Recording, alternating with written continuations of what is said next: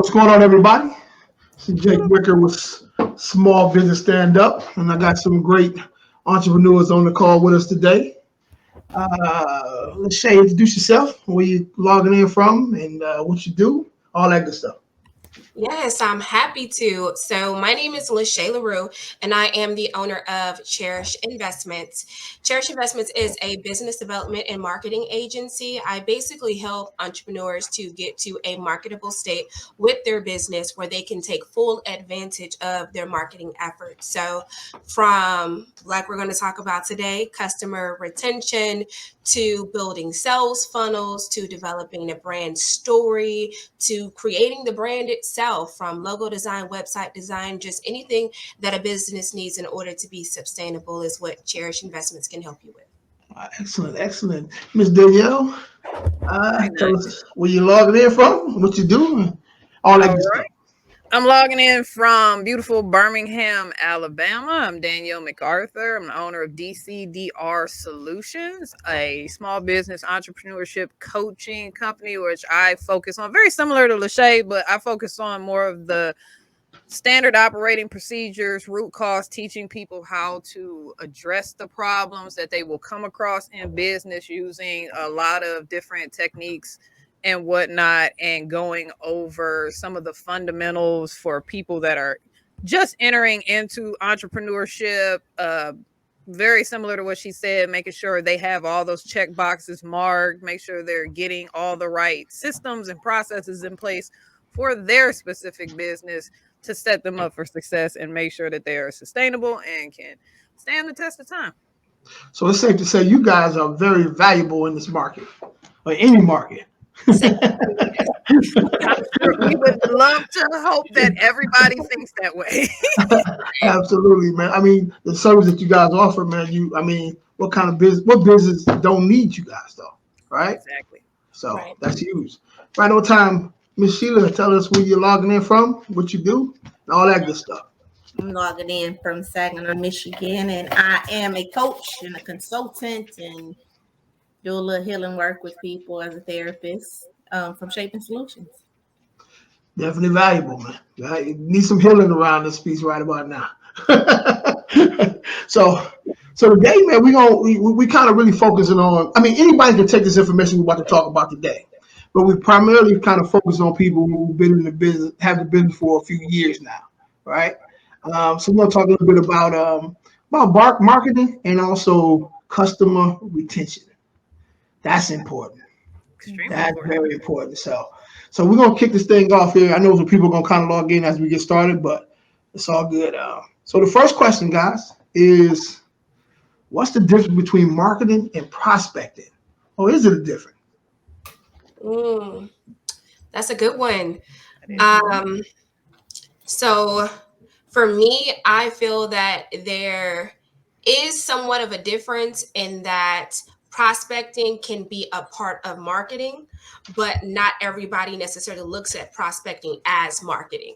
And marketing can go way beyond just that. So a lot of times when you're prospecting, you're dealing with the person almost on a one-on-one basis, or at least in smaller numbers. But marketing can be something that goes as wide of a net as social media marketing, where you're dealing with the general masses, where you are still crafting your message to be specific to bring in an ideal client or your target audience, but these people are relatively nameless.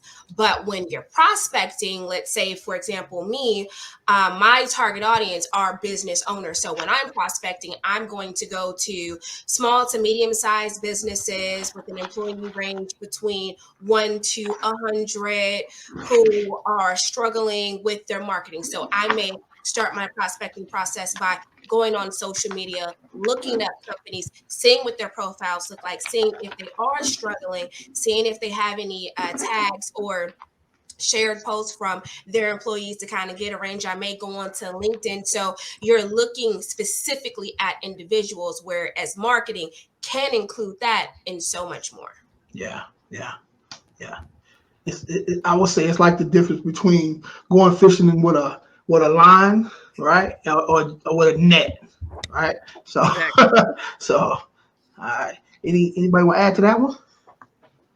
Yeah, so I thought that prospecting was more, yeah, I would agree, one-on-one with an individual, trying to see, right, if they're a Right. good fit for the services that you provide. And it is more intentional, I think, because you are actually reaching out to that individual in a certain intentional way, where marketing can be more broader, right? Where you're just kind of sending this message out and waiting for them to come. Where you see a prospect, it's like, I want that person.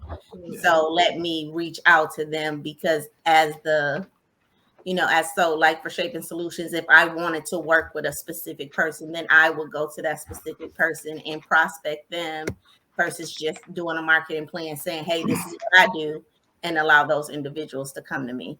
Yeah. Would that be right? Yeah. I Yeah. think so, because that's what I wanted to piggyback and expand on it, just to make sure everybody's paying attention, because I think it's critical, so who are you prospecting, because just like LaShay broke it down, I'm shooting for this block of window. I'm sure Sheila has, if I'm intentionally trying to help somebody or I want more focused clients, then I'm going to go attack this individual. So that's a very critical part of the business, is identifying who you're going to market to, but also who you will prospect. And I think it's important for like the business that you're in too, because some people just say, if I had a clothing line or, some type of product, and I may go prospect the person, right? Because I feel like they have an influence and they probably could help me or my company do better, be better. So I will go and look for them and say, hey, can you come into my company, wear my shirts and things like that. So prospect, like I said, is more intentional. And I think it is good to, even in the beginning of your business, probably do more prospecting, because that's your audience. Those are the people that's going to talk for you. And if you're trying to grow really fast, then it's about being intentional. I know me and LaShay had a conversation earlier. Y'all know she be dropping them gems. So, bring her in and be like, hey, I need you to, help me. But one of the things she was saying was like, being intentional about who we are targeting, so that they can help to send our message. Like for the affirmation challenge, who else is doing in the same realm of doing affirmations, and let's kind of connect with them in a very intentional way, so that they can also pass the word on. And so that would be more of an intentional prospect. So we'll be looking for other influencers that's around growth and things like that. And so we're going to go prospect them to see, like, hey, would you also share these affirmations, with your audience? Well, here's some game for these real estate people out there who are looking to get into commercial. There's a software out there called Prospect Now. If you want to learn who owns what commercial building or whatever the case is, you can quickly pull up the owner's information, phone number, the whole nine, right? So, so Prospect Now is what that is, man. So the reason why I say this is because that's what I'm doing on prospecting. So when I give them a call, I know who the owner is. I got the phone number, everybody I need. You know what I'm saying? So I know if I'm dealing with a person who's going to block me or whatever the case is, I need to get around that person, like everything I need to know. So that's a little bit of game for all you real estate investors out there. So that's it. I ain't giving you no more. You gotta pay for the rest. Yeah, you gotta pay for the rest.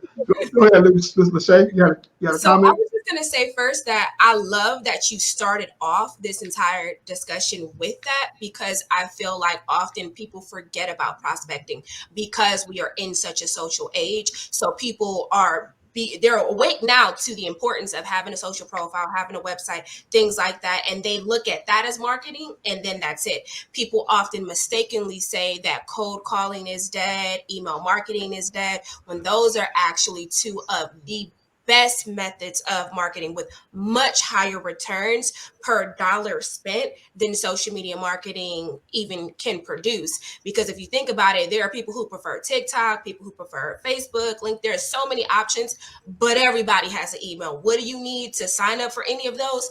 An email address. So there are so many other ways that you can reach people that build stronger bonds. And we talked about this in a previous segment, that it's not about having 1 million followers and zero influence. It's even if you have a small amount of followers, even if it's 1,000 or even smaller, 100 followers, but they are super active. They watch everything that you put out there. They're commenting on everything. They're sharing everything. They're purchasing. Because at the end of the day, we're in business. So you want to be able to have that influence. And what I was looking up on my phone, because I just finished a book called Fanatical Prospecting. I couldn't remember who the author was, but it's Jeb Blount. That book was amazing and really helped to kind of light that fire under my butt, because one of the key concepts he talks about is that we actually have to always be prospecting. And that's something that I myself have even made the mistake of going really, really hard, getting a bunch of clients. And then I'm like, oh, wow, I'm overwhelmed with all of this work. Let me stop on the prospecting. But then if you do that, you will always find yourself in a downward turn where you don't have as many clients. And usually it's going to take at least 3 months for you to get it back to where you want it to be. Man, You that start is marketing facts. That's right. a facts. solid gem right there. That's facts. We have to always, and that I like that, because a lot of times we think that, oh, when you're new, you do it, because we all do that when we're new, when we want the business, when we need the business, we'll hit it really hard. We're taking advantage of everything, but we rest on our laurels. We get comfortable and we stop. We slow down, but that is the absolute worst thing that you can do. Yeah. And I never realized how detrimental that can be to business until I read that book. It was just like, oh, duh, that makes sense. Like how you end up in that situation, because you're like, I've definitely been working hard all year, but why is it that sometimes are better than others? Well, because it takes, so when you do all that work, which you're busy for that 3 month span, it's all the work from the 3 months of your marketing. So if you don't keep that going, you're not going to be able to build. You're not going to be able to scale. You're going to continue to have a roller coaster up and down. It's good, it's bad. It's good, it's bad. So, and that takes a lot of energy too, right? So it's like I was talking to somebody the other day, man. It's like if you ever ran out of gas and had to push your car, right? You know, when you first start, right, getting it going, but once it get the rolling, it gets easier. You know what I'm saying? So so if you got to continue to getting it rolling, getting it started, whatever, man, that can burn you out really quick. Right. And so, and I think that's a major key behind why so many businesses do not make it past their first year, past their 5th year. 90% of small businesses that start will close within 10 years. So I think within 10 years of them being founded, the majority of them not making it past the first year. And I feel like it's because of that, because they're doing this uphill thing and they're working hard, but they're not working smarter. They're just working harder. They're not being strategic. They're spinning their wheels. They're feeling overwhelmed and they're burning out. And they can't maintain. I mean, if that's an impossible, when you really put into perspective, you realize, yeah, this makes no sense. I can't keep running up and down a hill when I could just run a straight path marathon. And we're going to talk a little bit more about how those people who fall out in the first few years, how they can stay in business, because some things that they can do. Maybe they're not aware of it, but it's some things that they can actually do to keep them in business. And I think, and just to follow up with LaShay, I think that's momentum, right? Like you want to keep the momentum going, so you have to have different avenues. If it's just engaging customers because you're busy, but keeping in contact with them or sending out emails or keeping them updated, just keeping that relationship open so that when you get your dip, you can always have that relationship to follow back on. And I think that we don't do that. Once our caseloads get big or once whatever you're doing gets busy, we'll stop. And business is truly about momentum, and you build the momentum and then the momentum starts to work for you. And so you never want to kind of give that momentum up. Yeah. So that was a good point, LaShay. Man, you guys y'all hit that out of the park, man. I was just about to say, and I'm sure that's going to lead to subsequent stuff about customer service and all of those other topics. Absolutely. You can't retain people if you ain't got customer service skills. Absolutely. Right. And even having those, I think to your point, Danielle, having that back office where you're having your emails returned or some type of communication in place to make sure that you're, efficient on your end. And that is the importance of having a back office. And I think me and LaShay talked about that today as well. And I think it's all connected. Like all of these things are not singular. They're not individual things that you need to do. If you're doing it right, you have them all and they're all connected, because prospecting, a part of it actually is customer retention, because the cheapest customer you're ever going to acquire is one that you already have. And people do not take advantage of that. Most people fail in the follow-up. The people who bought one product, but they could have very well bought your additional products or services that you offer if only they knew you offered that. Maybe this was someone that you worked with in the very beginning and you only had one service. For example, me, when I started off, I only did social media marketing. But now here we are, fast forward several years later, now I've got a full gambit of services that I'm able to offer small business owners. So I as a part of my prospecting, I'm going back to those people, filling out their businesses, seeing where they're at now, seeing if they have any needs within their business that I actually already have a service that I can provide to them. And that is one way to really 10x your bottom line.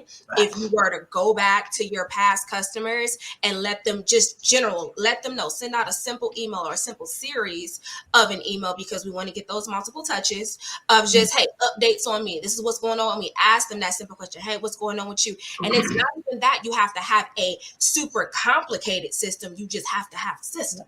That's it. The best CRM that you're going to use is the one that you use. So, because that's the question I get often too. People ask, oh, what's the best CRM? The one you're going to use?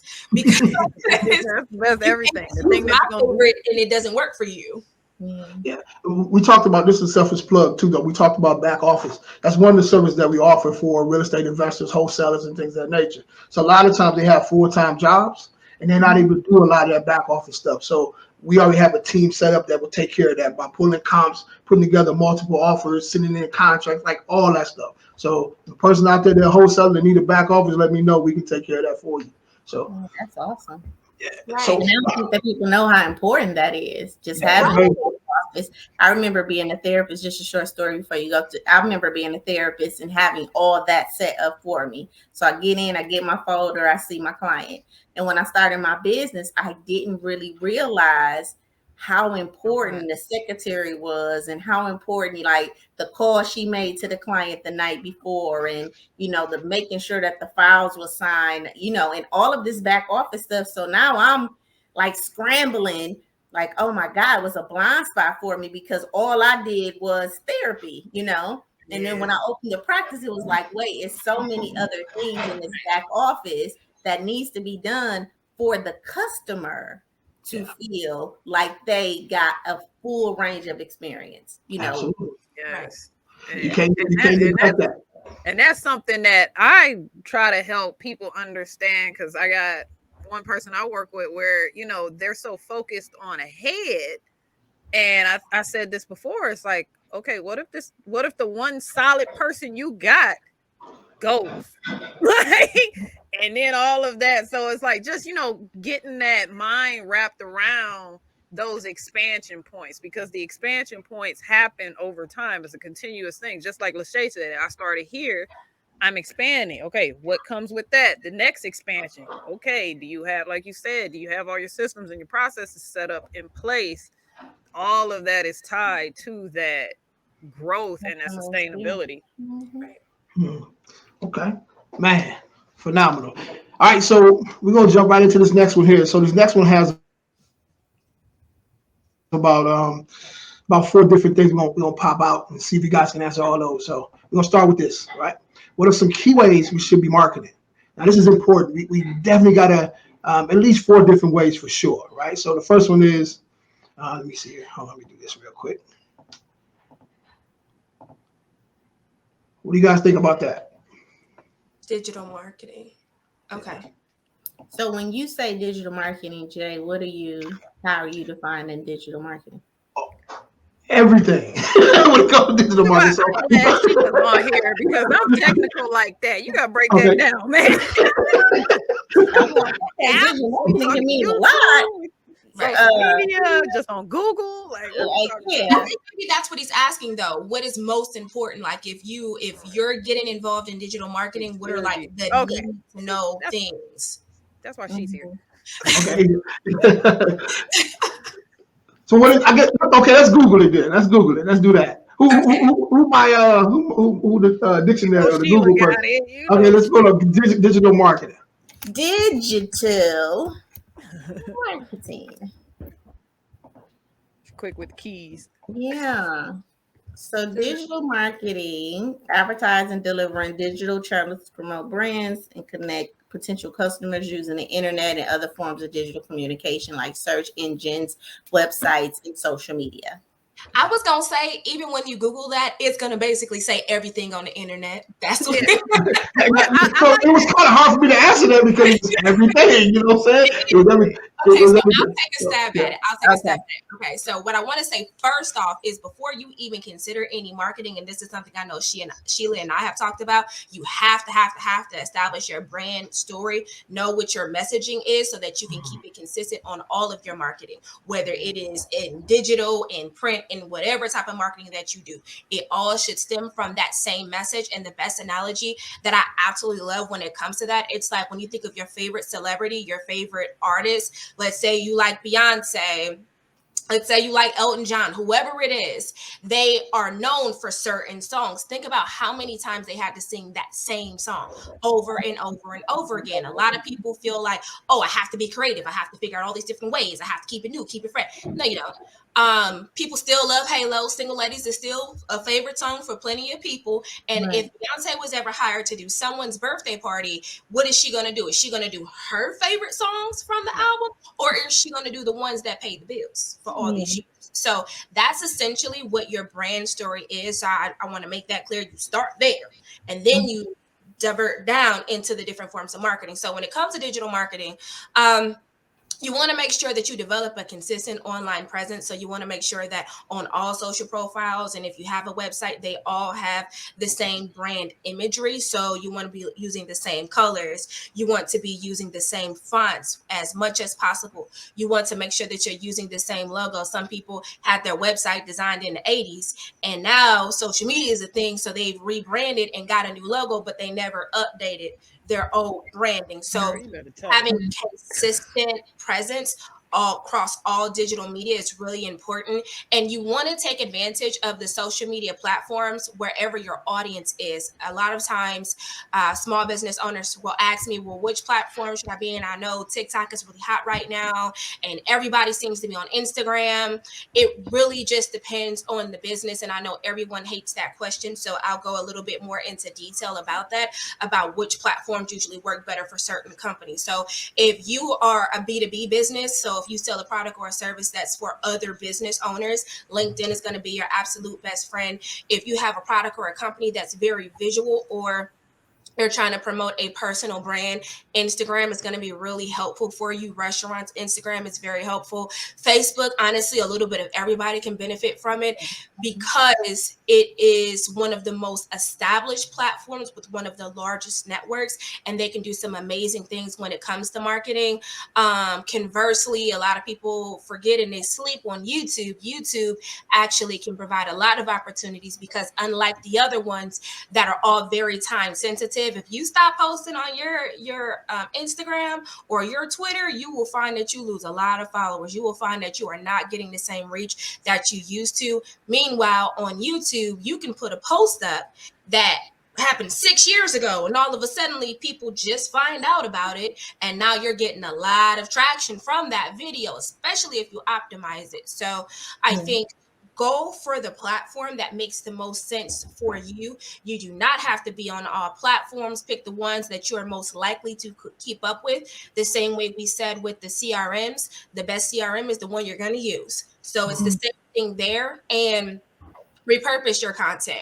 You don't have to create brand new original content for if you want to be on 2-3 platforms. You can actually take a longer YouTube video or have yourself a podcast, put it into snippets and break it down into smaller videos. Put that a couple on Facebook, a couple of different ones on Instagram, put some on LinkedIn, write an article about what you talked about in that podcast show, put it into your blog on your website, share that blog on LinkedIn. So it's not as difficult to be involved in digital marketing in multiple ways, because we've already established it's a broad thing, right? It's a huge thing. You can be active in it. You just have to plan. You have to plan. You have to be strategic. Don't just get out there and start doing stuff, because just like how we talked about always be prospecting, you may find yourself feeling overwhelmed. You'll feel like I'm trying to pick up a whole new job, trying to be a full-time content creator, and that's not me. So just create a plan and stick to your plan and use the platforms that make the most sense for you when it comes to digital marketing. And I think I want to follow up with that, because I think as going from offline, like more networking groups, referral based, to online, there is an intimidating factor when we start to do marketing, right?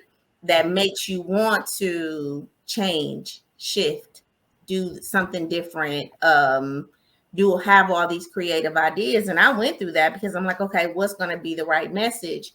And at the end of the day, I think LaShay said this, you're trying to get one message to 1 million people, not 1 million messages to one person, and I know that challenges us as entrepreneurs, because it's like, but I'm trying to say this same thing, but it really is important at this point, to hire you a coach or hire you somebody to really help you to message yourself. And I know that we talk, and I don't know if, we're going to get to this, but investing in, people to really help you shape your story and shape your narrative so that you can do that message over and over and over again, because that's important when it comes to ways to market.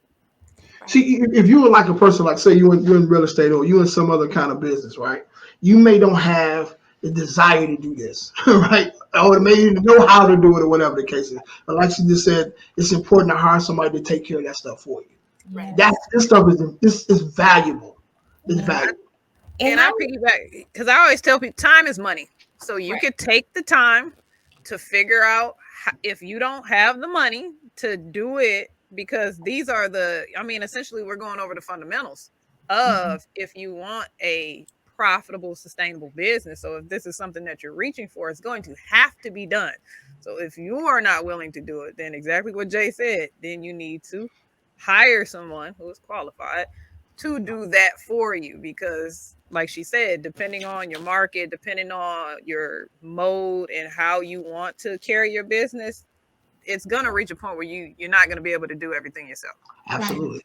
And I want to, being able to be flexible too, because I think that you can want to, and again, I'm just going by my own experience, you can, and I always have been deep into the program side. So I'm trying to explain to people what I do and how I do what I do. And they're not interested in that, right? I have the solution, they have the problem. And I'm trying to explain the solution to them, and it's not meeting them because they can't connect this solution with this problem, right?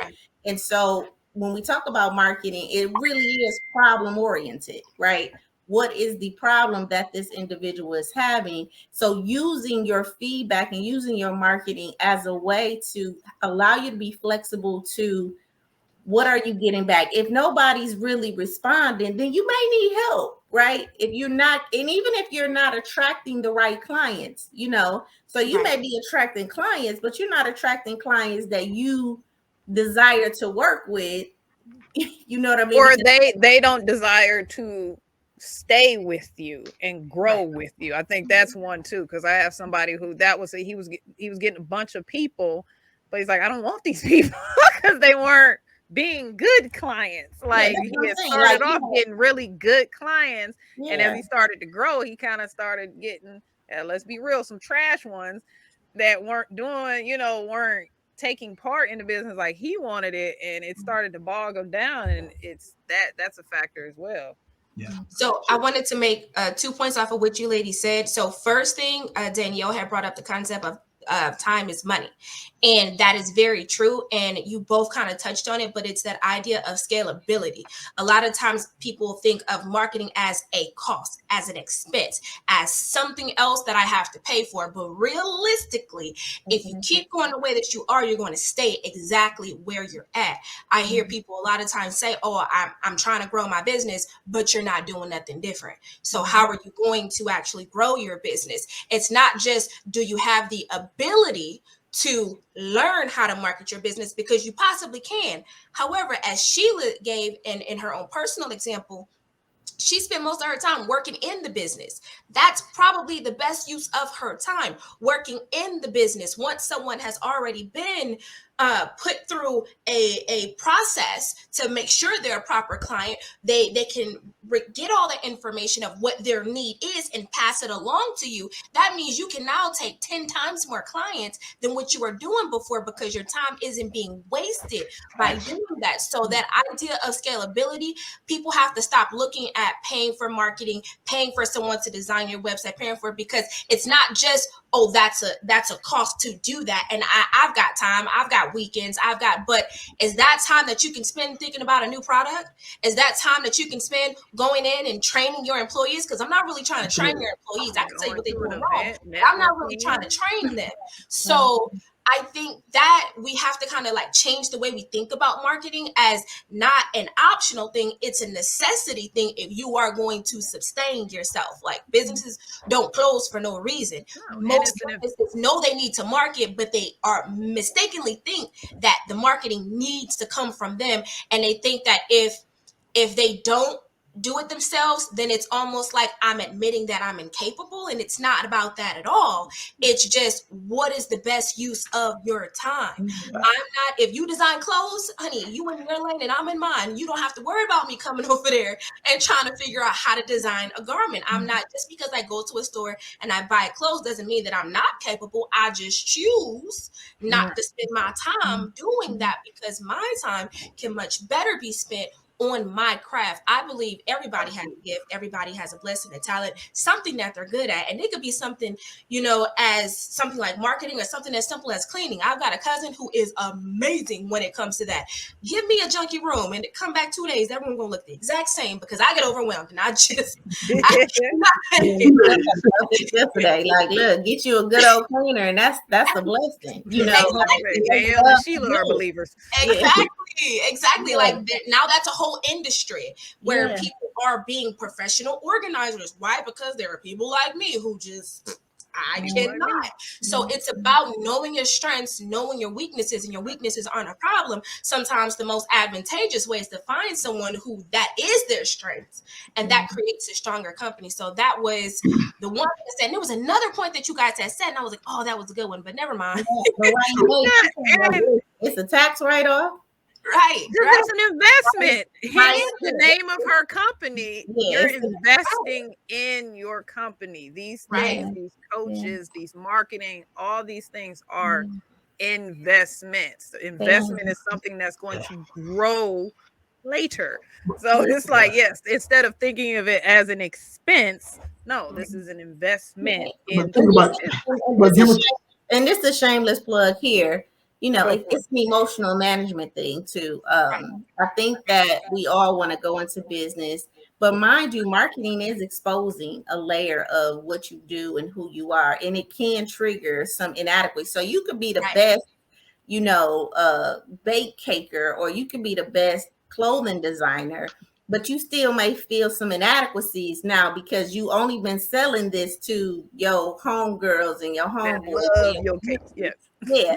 And when you market, now you're exposing yourself to another level of what you may perceive as criticism or judgment or whatever. And that can cause some angst in you. And I would just encourage you, to contact Shaping Solutions to talk about that emotional management, because we have so many people that's not living in their gift because of the emotional thing that's being attached to it. And we're sophisticatedly making up these rational lies, meaning we're rationalizing why we're not hiring a LaShay or why we're not hiring somebody, when truly you have a fear of being exposed to a to a greater calling, to expanding your business, and even exposing your, I think that Danielle said it, your insecurity, or LaShay said it, like you feel like, oh, I'm inadequate. Right. This is why I'm hiring you. And it's not an inadequacy. It's actually just another piece to the puzzle that's going to expand your brand. And you don't have to go all over. I mean, you could still market to your current population, but when you market, your tongue gets so sophisticated in how you start to talk about your product when you talk about it to an individual that's helping you to develop the words and the language and things like that. So you get a little bit more savvier as a consequence of hiring somebody to help you market and prospect your business or your services. Like you just said, it's a tax write-off too, right? Yeah. So either tax write-off, either pay it to the IRS, right, or use it to grow yourself in your business, right? Simple as that, man. So that. And shameless plug to piggyback, or you can listen to the Shaping Solutions podcast and get some of these tips and tricks to help tackle. Absolutely. Listen, we was talking about a little earlier how most business, what you say, 90% of business is going to be out of business in the next, in 2 years or something like that? 2 years. 2 years, right? So if the stuff that we're talking about right now, they would implement some of these things we're talking about. You have more clients probably, right? You're marketing, you're prospecting, and all these different things. Hopefully, when they may be able to put somebody or get somebody in a position to where they can help them do different things, and maybe they still may be here today. Right? But the problem is, like you say, a lot of times you don't think you really need somebody like that. They try to figure out on their own. And see, this is where I love to bring the perspective of big companies, because I was in corporate so long, and these same strategies are built into big companies. The continuous improvement piece, the checking on people's mental health piece, perfect example, the company I work for had to start rebranding. Mind you, this company has been around for 20, 30 years. And they were realizing, how do we take advantage of social media? So they went on a whole campaign. This is a company that's been established for years, but you still have to continuously reevaluate what you're doing. If, to LaShay's point, you start having a little too many dips, okay, now I gotta go back and reevaluate, because the market is always changing. The customer base is always changing. Your clients are always changing. You never know what they want. So it's a continuous process. And to your point, Jay, yes, if they want to sustain, this is something that needs a whole division. Big companies, the marketing department, is massive. The customer service department is massive, and they make big money. Why? Because they're bringing in big money. They have built that into a part of their company. So those are the kind of things I like to get small business owners to keep in mind. Like, if you want to be a big business one day, these are the things that you're going to have to start incorporating, and when you start small, then you have to invest in it. As you grow, you can mold it into your business and make it one. And keep in mind too, man, you may have to raise your prices a little bit. Right. To offset that, right? Build that into your margin, man. You have to do that. This is part of business. You have to do more value. And I just want to say, what's coming up in my spirit is also, what are you marketing? I feel like, or where are you marketing, or what are you doing? So a part of marketing is actually, like we talked about earlier, prospecting, and is prospecting and marketing the same thing? Like, as a therapist, it wasn't advantageous for me to get online, right? Because, my clients came into my office. So the best thing for me would have been offline marketing, like going into the hospitals, so even talking to a person about what would be the best way for you to market your business. Because, mailers work for some businesses, cold calls work better in some industries, right? So even if you just took a free consult and talked to a marketer who provides that, just to give you some direction about what would be the best way to market this particular business. I have a friend, Love Jones Charcuterie, shout out to her, Deidre, and she do charcuterie boards. And literally, she's doing them in the community. Like, she don't have to market to Texas because she can't send that charcuterie board to Texas. You know what I mean? So she has to do a lot of offline marketing, even though she has a social media presence. A lot of her referrals are referral based services from people who, and so she met with a marketer would more be about when she set up this board, do she have signs? Do she have cards? Like, so one of the things I recommended was her to put a QR code up there. So when people come see her sign, they can just go right to take the QR code, pull it up on their phone and follow her. Right. So her marketing strategy would be very different because of the industry that she's in. And so, I mean, this really depends on what your industry is too, how and why you're going to market. And what are you marketing for? You know, Absolutely. as a nonprofit, I want to say this, as a nonprofit, mine is for donors. So my marketing is very different around who am I communicating to and what kind of things am I doing to get the donors in as this director. So it's also those integral things that go into marketing as well. So I would just encourage everybody to just talk to a marketer. And let's talk about marketing, because social media marketers and all these type of things, and it's all of them do something different, right? Which is why I connected with LaShay, because she talked about brand messaging. And I knew that was the first stage of marketing. And I'm like, oh yeah, I need to connect with her, because going online, that is a very important piece to branding my identity and what we're doing, with the company. Right. What both you ladies touched on is what I wanted to highlight. It's the idea of change, and change happens on all levels. And although marketing is going to be different depending on what your business is, marketing can change even within your business. Mm-hmm. So a prime example, during the time of COVID, people who did weddings in their local city, and they were used to a certain level of word of mouth marketing. They knew how to go to the conventions. They knew how to be listed in certain publications, but COVID happens. Large weddings aren't a thing. Are you doing the research, and are you keeping your finger on the pulse to know about what new things are happening within your own industry, so that you can take advantage of those opportunities, so that you can communicate it to your marketer and let people know this is something new that you're doing? For example, I know here in Houston, when that whole thing happened, elopement weddings started to become a huge thing. Weddings where it only needed one, or the man, the woman, and the person to marry you, and that was it. Online weddings became a thing, and people doing their ceremonies for bridal showers, baby showers, all of that. So that's utilizing technology to overcome that hurdle, but that requires you to constantly, like Danielle said, evaluate your business, because what worked yesterday, even in something as simple as weddings, people would have thought weddings are always the same. Making a cake is always the same. But now people like realistic looking cakes. If you can make a cake look like a flashlight, you can charge 3 times as much. Amen. So there's so many different ways that you can make money, even with what you do, that it could seem so simple. But I feel like a lot of times people, they get so comfortable, and it's just, this is what I do.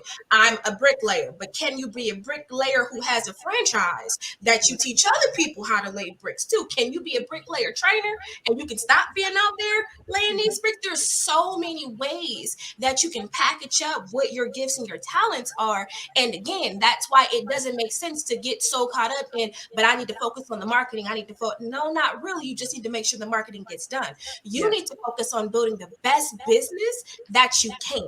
That's what you need to do, because your industry changes, the world changes, technology changes. The only thing that's a guaranteed constant is change. That is guaranteed, and it does not matter. There is not an industry I can think of that has remained untouched. I just met today with a real estate brokerage, because I have my real estate license, and they were telling me about some of the tech things that they're doing. They're integrating AI technology to where they're developing with Alexa and Google, so that we can get it to the point where you can take a picture of your house and it can give you an estimate based off of recent sales, by geolocation, where you're at, by visual seeing. How you feel about that, Jay? It's just, they got technology now. You can go by somebody's house, take a picture, and it'll tell you who owns the place, and all kind of stuff. Really? Yes. It's so There's many stuff out there. Two non-real estate people. That's been going on for a minute now. So yeah. So it's just always it's better for you to focus on researching your industry and researching your competition, seeing what's out there, seeing what's being done, seeing what's in the process of being developed. Because even the technology that they use for the Google Lens, that technology, back when I was in college, one of my classmates did their project on the patent that was eventually bought by Google and became the Google Lens. They saw the capability of that. So there are so many places that you can go to find ideas. That's what you need to spend your time on, actively doing that, trying to be innovative within your industry. And I feel like a lot of people in kind of what they would consider to be consistent categories, they just feel like they don't have to. Oh, I have a restaurant. People are just going to drive by and come into my restaurant, right? COVID happens. Now you're closed. The people who got their butts on Uber Eats. Okay, DoorDash, everything. Thank you. Mobile trucks. Yeah. So We're like, oh, that internet, I don't really feel like that. And Yeah, I'm not good at computers and I don't have time for that. You could have hired somebody to set that whole thing up and just let you focus on cooking. So instead of you realizing your weakness, knowing what your strength is, hiring somebody to accommodate that in between, you just missed out on a lot of money. And I think, again, going to Sheila's point, that we have to take stock of these things. And if you know that you're that person, don't be afraid to ask for help. Don't be afraid to get a coach like Shiela and work past that, because you're really preventing yourself from living your best life. Yeah. Going to Cancun ain't living your best life. Okay. Financial freedom is. That's just living your best life. Like when you can come back from Cancun and not be stressed and overwhelmed and depressed because you're broke, because you took that trip knowing full well you didn't have the money, but YOLO, right? That's not. And I want to piggyback, because I love providing perspective, because, and it actually goes back to what LaShay said. Now, when you do that, only do the stuff you want to do, because the problem is you'll look at this person over here who may be in the same industry and they're like, oh, well, they're doing this, I think I should do this. Not if you don't want to, because yes, there could be a million ways. See, you have a much formal way of putting things. I call it the Taco Bell method. Taco Bell got like 5 ingredients, but how many menu items do they have? It's all the same thing. They just, sometimes they put the cheese on the outside, sometimes put the cheese on the inside. It's a burrito, it's a taco, it's an enchilada. But the core base ingredients are very low. And that's what I try to teach people, is like, what do you have? How many ways can you flip it? But only to things that you are comfortable doing. Because like you said, can you teach a course? I work with somebody, he's like, oh, I think I want to teach a course, and then I can't do that. Okay, so we're gonna leave that alone. Okay, yes and no. Yes, know what your strengths are, know what your weaknesses are. But again, in most cases, there is somebody that can get that done. I know people who you can literally hire someone to teach the class for you. You do all the branding. It's under your banner. It's under your name. You can give the information that should go in there. You can hire a writer to do it. If that class has the ability to make $1 million. And that's exactly what happened. We pivoted, because at first I'm going to do it. No, you're not going to do it. We're going to figure out how to execute this. Right. You don't do it. We may put this on a 3-month plan. It's not going to be the 30-day plan right now, because we're going to have to find the right components. The prioritizing, I think that's the big thing. Yeah, prioritize, because yes, all these things are advantageous and all these things can make you money, but can they all make sense to start and do now? And will it be more of a hindrance than a help if you overwhelm yourself by taking on that many projects? Because even when you hire someone, you have to keep and hold the people you hire accountable. Amen. And make sure they're doing what they're supposed to. Because that's the thing too. I see a lot of times people will hire marketers. Half these marketers don't know what they're doing, what they're talking about. They don't know. They know certain key trending terms. So for people who aren't really familiar with social media, that they're like, oh, okay, you get it. He said algorithm. That is like. and I think that's and I think that's important.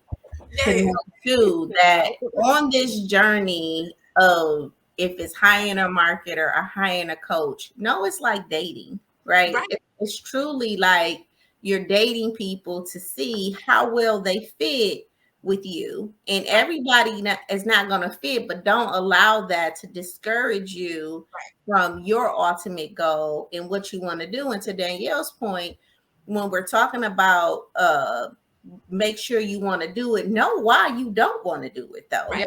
Too, because sometimes we can sophisticatedly, and I just want to talk about this again, our emotions can get in the way, and we can sophisticatedly tell ourselves, well, that ain't something I do, or that ain't something I'm strong at, when really it's just a sophisticated way of you getting out of doing this thing that you were called to do. That one. Yep.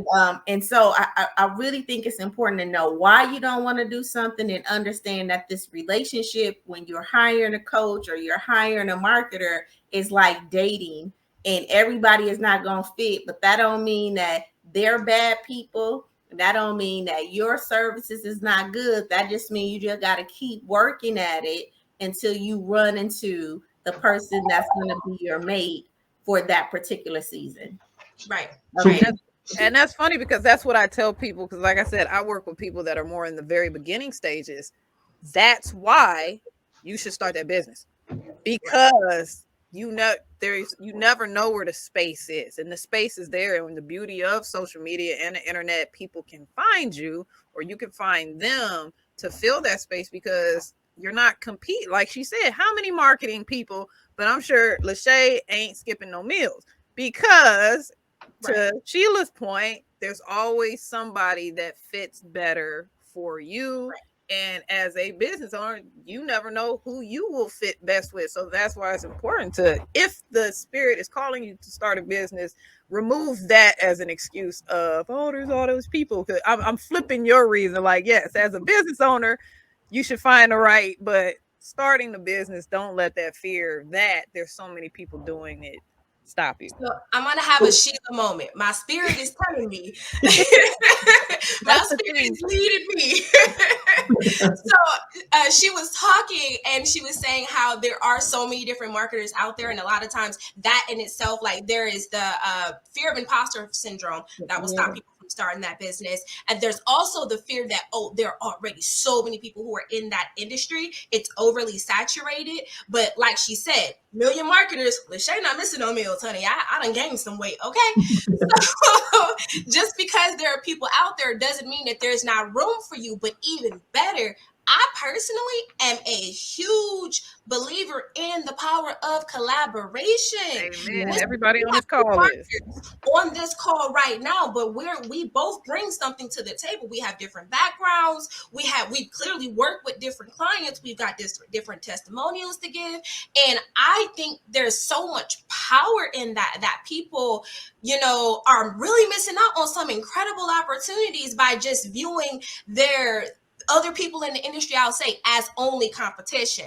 They're not just that. They're your counterparts. They're your coworkers. These are people who you can make magic happen with, because we could be in marketing, but I may like email. She may like social media. Hey, how about I send you half of that and you send me your half of that, and we double up on everything. Like, you have to not be afraid of getting out of your comfort zone. And I know that's something that Sheila helps with. And I love that Danielle brought that up with, because that getting too comfortable and people automatically will rationalize themselves out of some situations like, oh, well, I didn't want it no way. You lying. Yes, you did. Yes, you did. I like the word rationalize, because it is a rational lie. Like, it makes sense. It is a rational lie that you're telling yourself. Like, yes, this is a saturated industry. I think they call it like a red industry and a blue industry, a red lake industry and a blue lake industry. And it's a lot of people in certain industries, and they call those red lake industries. Like, it's a lot of coaches out here. It's a lot of people selling t-shirts out here. It's a lot of people with hair products out here. But listen, if you just got a small slither, okay, because we got 6 billion people in the world, and in America is like 50 million people, and then like in my county alone it's like 50,000 people. So even if I got a slither, 1%, right, of this 50,000, half of a 1%, the marketing that we use though will help a lot. In what we're talking about here. But check this out. So SEO, right? The search engine optimization, right? How can that benefit us, right? Oh my I'm not goodness. good at it. This is huge, man. This is huge. That's the Oh, first I'm thing not you good at should it at do. all. You never know when it's gonna benefit you. That's the beauty of it is, especially and I had to jump in first because it's happened recently where client just shows up out of nowhere. This goes back to customer service. Asks, hey, how did you find us? Oh, Google. Okay. I have something right now. I Googled it. You were the second person that answered the phone. Boom. Yeah, man. That's a client. And it's something that you set up when you first start your business, but you never know when it's gonna kick in. But I'll take a little shade. Yeah, man. And maybe 6 months later, whatever the case is, but when that thing pop up and you on the front page or close to the front, whatever, you know what I'm saying? Like with the notary, we have a notary business as well, man. So when somebody pull up a notary in this area, we like one of the first ones to pop up. And I'm like, man, that's free. You know what I'm saying? That advertising marketing is free. So I was gonna say before LaShay take the reign, I'm gonna say I am horrible at it because I think LaShay watched some of the shows and we do the acronyms like shape your life. She's like, but Sheila, nobody's looking like shape your life. Like that's not a good SEO, right? Like you gotta do what they're looking for. And I'm like, yeah, I didn't really think about that. So again, hiring a person to get you to think like, hey, it's great content in this podcast. But nobody's really searching for shape your life or, they're searching for these keywords and we need to know what these keywords are. So then shape your life will come up, in your search. That's a great point, man. I'm learning that myself. Yeah. And I was like, I just was thinking about a great title. I wasn't thinking. Right. But and that's why we hire help. Right. A lot of people do that. They when they think of a title, just like you think about the title of a book, you want something that's catchy, that's memorable. That's the complete opposite of SEO. SEO has nothing at all to do with that. If you want to say it in your video, if you want to include it within the text, because it'll make the text more memorable. But when it comes to getting found on different platforms, which is one thing that I wanted to highlight too, because I feel like a lot of people mistakenly only view SEO when it comes to their website, which first off, I want to say, I personally feel like everybody probably should have a website. There are so many ways to get one. You can get one pretty much from free, but you want something. We all know the concept of getting multiple streams of income. We all know about making our money work harder for us so that we don't have to. That's what SEO is. SEO is where when people search because they have a need, making it a much higher qualified lead because they're actively looking for the thing that you do, you come up and they call you. When Danielle got that call, she has never had contact with this person a day in life, but they had a need and she was listed as a person who sells a solution. That's what SEO is. But she planted the seed though. She had to plant that seed for that thing to write at that time. So with SEO, you have to be actively involved. And a lot of people think, oh, but I sell food, so people are automatically going to find me when it comes to food. That's not what SEO is. SEO is a strategic plan that you should have for specific keywords that you are trying to go after as it relates to your product. So say, for example, if I'm a restaurant and I offer vegan food, or let's say if I'm a seafood restaurant, I may put fish tacos or a stir fry, just all of these different things that you offer for things that sound good right now too. Now people think of those things on the website, but they forget you need SEO on everything you do. Every profile you have should be optimized for search. If you have TikTok, your title should not be your name. Your title should be what it is that you do. So if someone is searching for a motivational speaker or a life coach, that's what you would have as your top. So you automatically come up, then they're going to click on you and find out who you are and more about you. If you're on LinkedIn, if you're on Facebook, you want to still make sure those things are optimized. If you are on YouTube, you want to make sure that you're optimizing. YouTube is the second largest search engine, period. Yeah. Period. Next to Google, right? Right, next to Google, and Google owns them both. So people, which is why a lot of times if you search titles in Google, you notice YouTube videos come up. So a lot of times people, because right now, since SEO on websites and blogs have been around for a really long time, it's a process. And that's one thing I want to say too, when it comes to marketing, people mistakenly think that is an overnight process, that you're supposed to get results tomorrow or next week. And that's not necessarily the truth, especially if you're starting and giving me nothing to work with. It is a process we have to work with. So that's just one of my own little got to tell the world. But when it comes to SEO for websites, that's a process for the algorithm to start reading your site.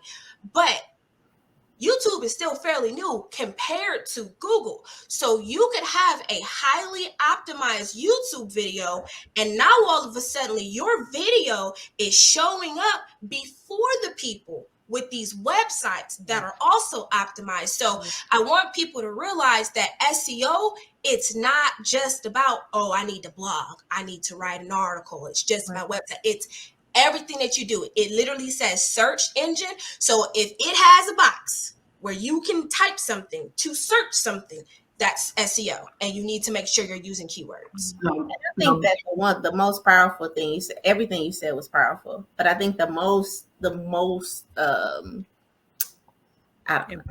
receptive and impactful thing that you said was active leads. Yes. So these people are looking to pay for this service, or they're looking for this solution. So you're not paying for them to come, search for you. Like, these people are getting on, like, how to, whatever, how to cook a good cake, or, how to establish a good relationship, or how to do whatever. And in your transcript of your description of whatever that is, if you can have the how to, whatever their question is, now you're going to get more leads for free. Because if you do the work on the back end, and this is in SEO is truly what that is, you're doing the work in the beginning and being intentional about how you're writing things. I ain't saying I did it, because I told you on my podcast is like Shape Your Life.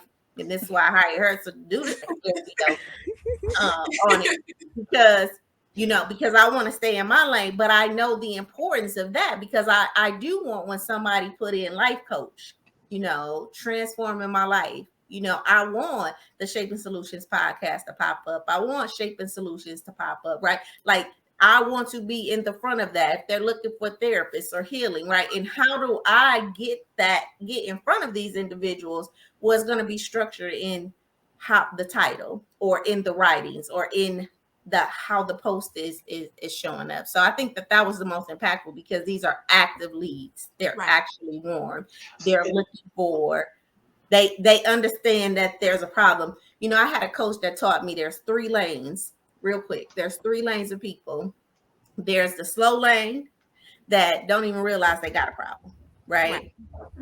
There's the middle lane that realize I have a problem, but their solution could be anything. Like, I'm unhappy, but it could be my boyfriend, it could be my job, it could be my kids. Like, it's so many. So if you told them it was one, it can easily bear them to say, well, maybe it's not that, it's this. And then there's the fast lane. I got a problem, and my solution is this.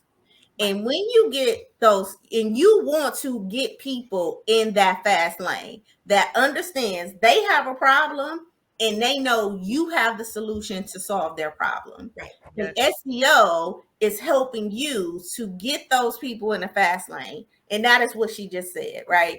About these are warm leads. They know they got a problem, and they're looking for the solution, and they can find you in that solution if you have the wording and the language in your, titles, or in your posts and things like that. Now your job is not to mess it up. Right. That's it, right? When we get into the customer service segment. Exactly. Oh, we're on our way. So, all right. So one more here. So now here we're getting into the retention, right? So let's jump right into this thing. So how important is customer retention in business, right? Everything. Everything. Yeah, it is. one of the most important aspects of business because of what we mentioned earlier. The cheapest customer acquisition you're going to have is customers that you already have. Why? Because people naturally want to justify any decision they have, good, bad, whatever. A crappy boyfriend that you have, people will justify that for a really long time, even though he ain't nothing.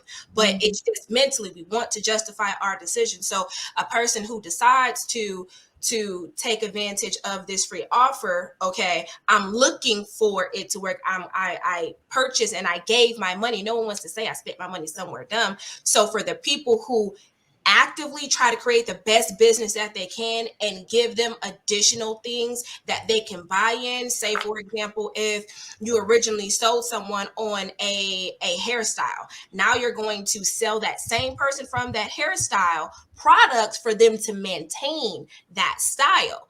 Who's more likely to buy those products? Someone random off the street, and what's going to cost you more to reach that random person on the street, or the person who's sitting right there in your chair, who's already made a decision to go in, meaning they've already made a decision that you are a person that I want to work with, versus the person on the street. You got to first convince them of that. Do they want to work with you? Are you someone who's even a good fit for them? You've already done the dating phase. They've already, the second they give you their dollars, y'all are married now. Now you're going to stay in this marriage like that one. So I think that's something, and what's crazy is we both said as marketers, it's everything, yet it is the number one thing that small businesses fail to do.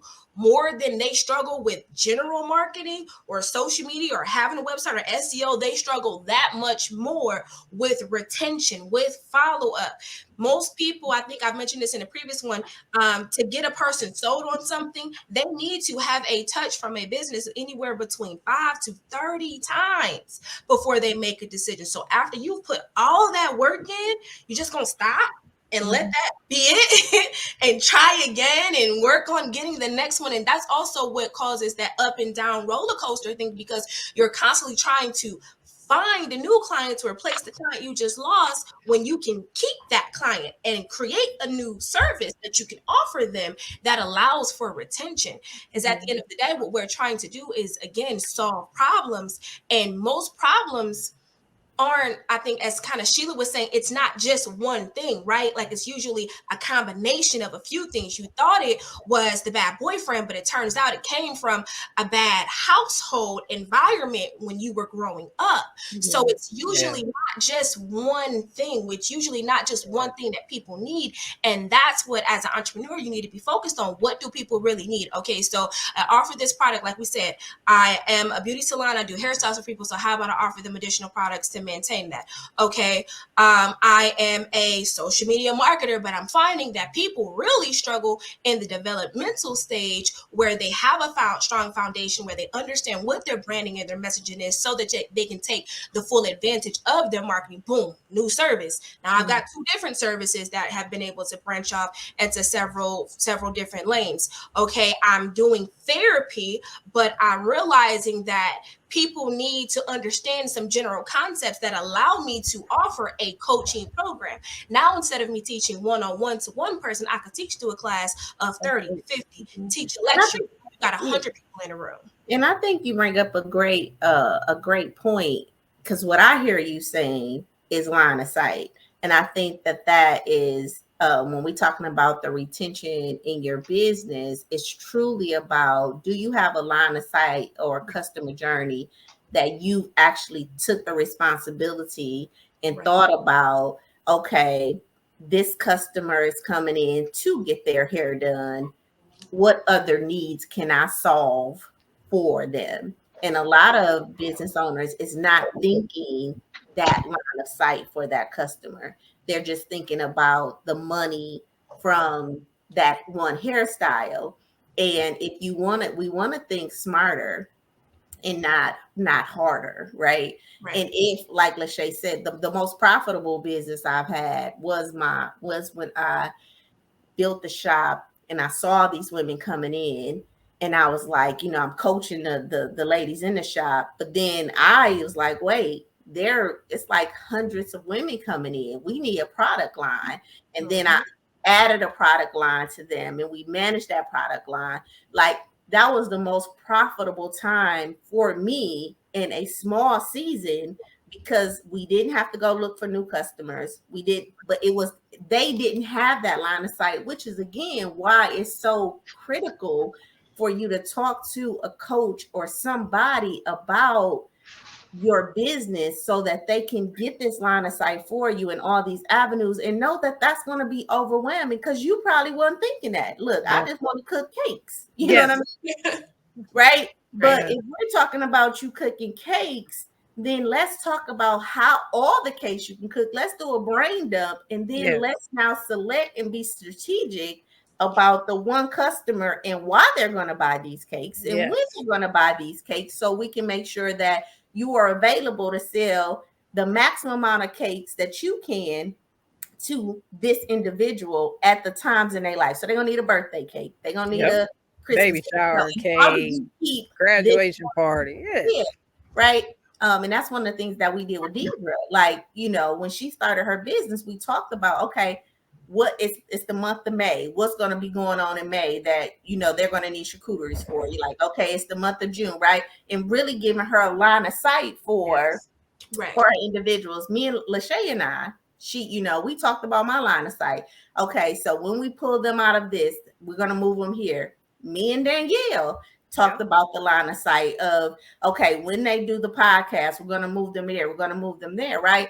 And it's just so important and critical that in business, we have at least 4 steps ahead for our customers, because they're building a relationship with you. And we have to be a steward to our clients, because it is a relationship, you know, and it is an exchange. And being a steward over that, I think, is going to help you as an entrepreneur, one, stay sustainable, stay profitable, and really stay in the conversations that's happening, you know, with the people, so that they can buy your products. Yes. But it requires a line of sight, though. It definitely requires you to think beyond what you currently see, which will step you out of survival mode into success mode. So it's actually a mindset shift, right? It's not just about surviving today. It's about preparing. It's about surviving today, but preparing for tomorrow, and seeing your customer as a valuable person. And talking about retention, we have to see the customer as a valuable person. And so many of us just see the customer as a customer, and not as the person that's paying your bills. Okay. The person that's, you know, helping you to put food on your table. And when we start seeing value in our customers and the services that we provide, I think we will take a different level of interest in really investing into our products and services, because these are the people that's keeping clothes on your back. These are the people that's keeping gas in your car. It is their money in exchange for your services. And we have to start treating our customers as valued individuals. Yeah, and this is the reason why people are going out of business. Right? Customer service, because you don't get the customers if you don't know how to talk to people. So if you don't, I mean, to me, the basic recommendation is, how do you want to be talked to? You know, keep that in mind. But these are things that, like you said, Sheila, if I'm just baking cakes, that's what I'm focused on, because this is what I work with. But then, okay, you're baking cakes. Now you're selling. Now you're on social media. Now you're getting calls from people you don't know. How do you engage in them in conversation? You know, they have to, like you said, have that mindset and understand, okay, you have to create and make sure you are giving this person a good customer experience, no matter how small your business is. It may just be you baking cakes, but you still need to answer that phone. Hey, this is Danielle's Bakery. Danielle speaking, you know, that starts with the basics, but you would be surprised how many people don't. A message that says, you know, hey, you met Danielle's Bakery. I will return your call within 24 hours. Please leave your name and number, or you can email me at this specific number, you know, this email, and we'll get back with you within 24 to 48 hours. Your voicemail box, it can't be full. Like, it can't, you know, or, you know, I think those are things that people just, come on now, it's 2022. We got to get it together when it comes to this stuff. But I'm saying that because I've had this experience trying to support small businesses. Right. Me too. I've had that. And Jay, I know, because we be on the same page. I think we are like serial supporters, and I love trying to support. And then you hit a wall and you're like, Wow.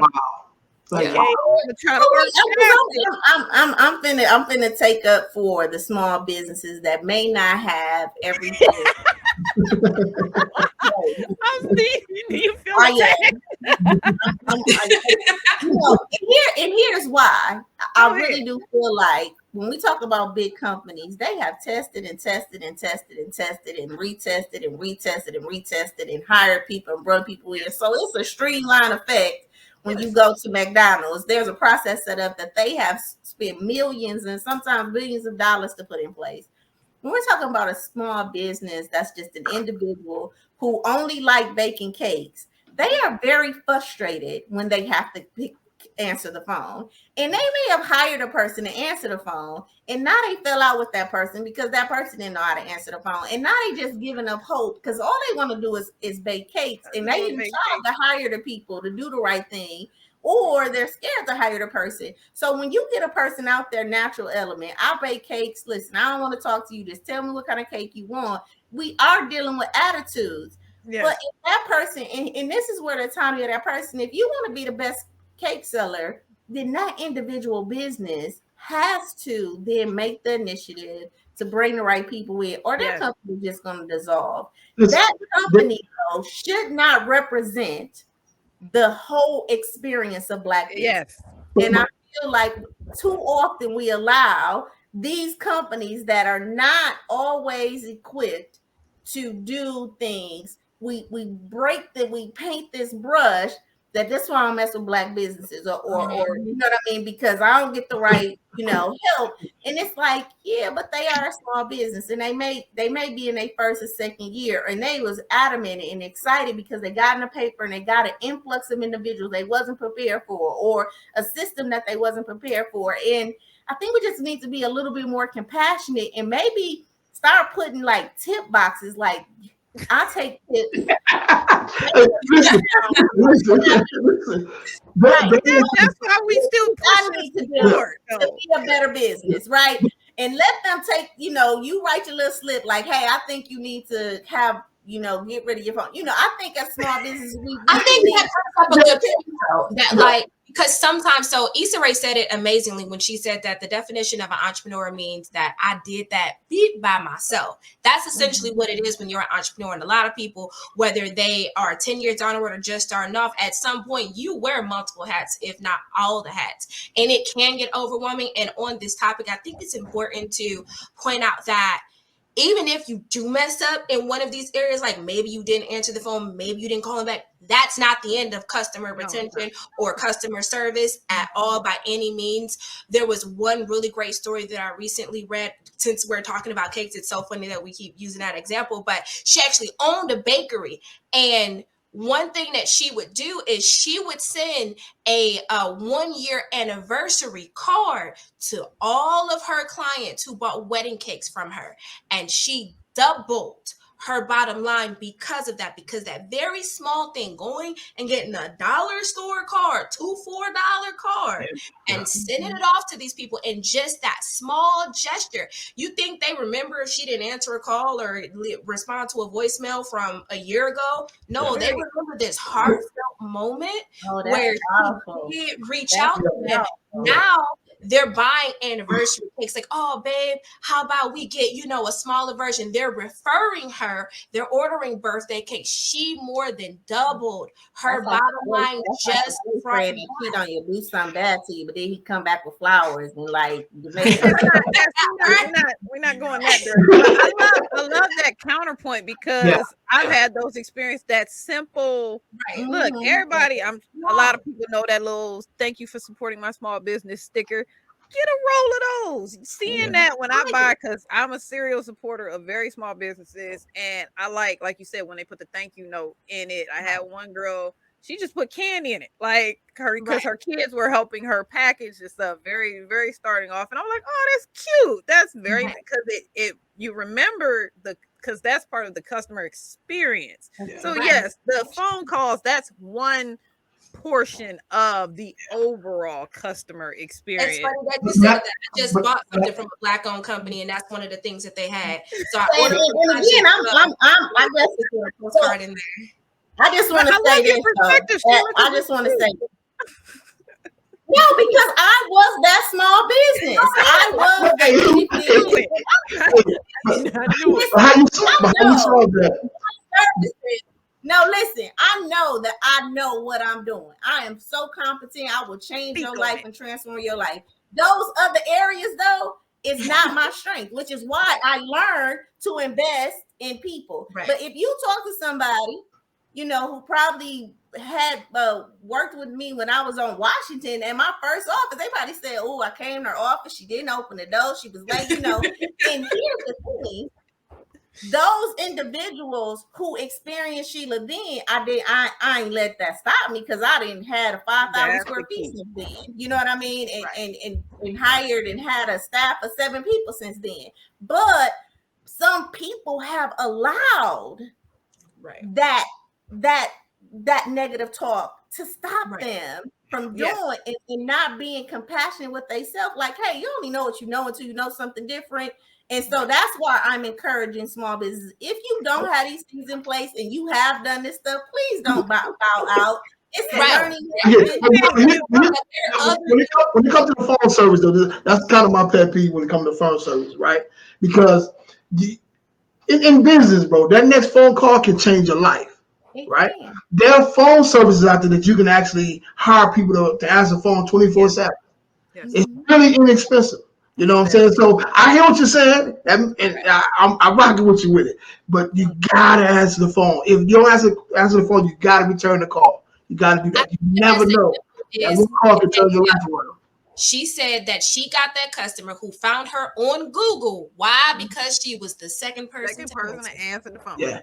I've done that. I've done it to Google list. Who's gonna be the first person that answers that phone? And we all know, like you said, sometimes you were the best. You just literally answered the phone. So I think it's a combination of both, right? Yeah. You need to, if you're bad at it, work on getting better. But especially when you know you struggle with these things, have some kind of fail safes to help you out to do that, you know, above and beyond. Like, say, for example, if you're bad at answering the phone, reach out to your customers, get testimonials, because if you didn't answer the phone, a lot of times people are going to go online, they're going to look you up. Let them see that, okay, maybe she is busy because I'm looking online and I see she does amazing work. She's changed lives. She's done all this stuff and all these people are super happy with her, but she is a small business. And you know what? Maybe she is worth me picking up the phone and giving her a call back because I see she working. So maybe that's why I don't want to discourage the small business owner. I feel like y'all going in. No, we're here to educate. Because that's what we're trying to let them know. We gotta move on. We got a couple of good questions. I'm not advocating. I feel like customer service is an important factor, but again, remember, life is about continuous improvement, and sometimes from the places that we fail at, you know, we have to learn and keep on moving. And I just feel like a lot of people have went out of business because those things has truly made them feel inadequate, incompetent, but they were really great at what they did, and they just really needed supports around them that they either didn't know how to get, you know, nobody talked to them about it, talked about them to the community, but never came in and talked to them about it, you know. And so just to our customers, like, all these things are important. You know, at this point in the game, if I had to start it all over, I would build my team before I even started my business. Right. Like, I would literally get a loan, hire a coach, hire a marketer, work for about 3 to 6 months to really talk about the product and the service and meet with them every day. Right. And take that first client. I agree. Before I took the first client. Like, and so that all those things that we're talking about, these things that we error in our development, in some way we accelerate that process. And I know that seems like a little, you know, like you would, but yes, I would. No, but I agree with you though. So I would build my team first. before That's I why even started I my went service. in thinking that I was going to do that I was going to work on the business and I was going to set aside anywhere from 3 to 6 months to work on the business. But I was blessed with clients before I even left my full-time job, and I just started working. So I know that I fell into that box. If you called me, emailed me in that beginning, I was so everywhere that I'm not even going to lie. Yes, I was that person. I didn't respond in a technically timely fashion. I had people who were contacting me on social media. I haven't even had time to pick up my social media because I'm managing 6 other accounts right now. So I agree with you 110%. But just to our point that we said earlier, it's not about getting it perfect every time, right? It's about learning, growing, and getting better. You'd be surprised how many people were very receptive, even though I missed that opportunity. The fact that I took the time when I did finally have time, even if it was a month later, to go back, hey, I just realized I missed this message. I missed this call, because you may know, for all you know, they may have hired someone and it didn't work out and they already looking for somebody else. You never know. So don't be too big to steal, no matter how much time. Go back and reach out. You could be better than that first person they called, and they may not like that first person they called, and they may be like, you know what, let me go ahead and call LaShay back. Let me say this. Let me say this though before we go up. The worst people is realtors, man. Hands down, man. So let's go. Let's go move forward. That's a good one. Why do you say that? We can switch this thing right now. We can call 100 realtors, and we may get one person out. It's crazy. You're very busy people, though. Yeah.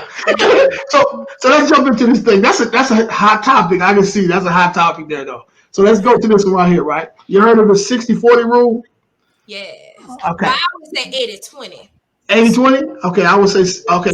I say 60-40 rule, right, for well-established business owners. So 60% focused on new clients and 40% on, old clients, whatever the case is, right? That's kind of what I like to do. That's what you would like to do? That's what I like to do. I really focus on the people that I actually worked with before.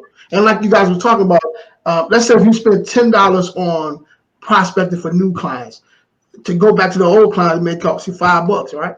To do that. You get twice as much for the less money.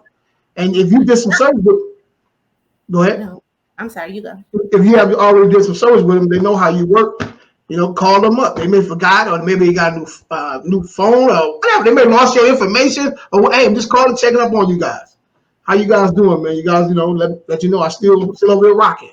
Matter of fact, I added some new services to what I got going on, and here, this is what I got going on. If you need me, give me a call.